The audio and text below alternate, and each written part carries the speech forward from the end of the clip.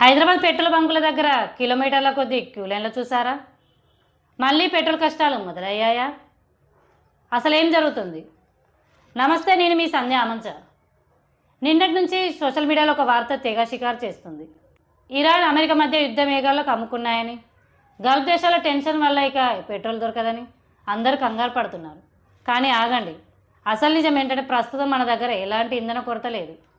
ఇదంతా కేవలం సోషల్ మీడియాలో వస్తున్న పుకార్లు మాత్రమే.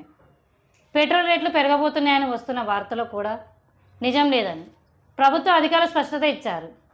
బంకుల దగ్గర కనిపిస్తున్న రద్దీ కేవలం భయం వల్లే ఏర్పడింది తప్ప నిల్వలు లేక కాదు. కాబట్టి అనవసరంగా కంగారు పడి గంటల తరబడి క్యూ లైన్లో నిలబడి మీ సమయాన్ని వృధా చేసుకోకండి. ఈ నిజాన్ని మీ ఫ్రెండ్స్కి, ఫ్యామిలీ గ్రూపులకి ఇప్పుడే షేర్ చేయండి. అనవసరపు భయాందోళనను ఆపుదాం. ఇలాంటి మరిన్ని జెన్యూన్ అప్డేట్ కోసం నన్ను ఫాలో అవ్వండి.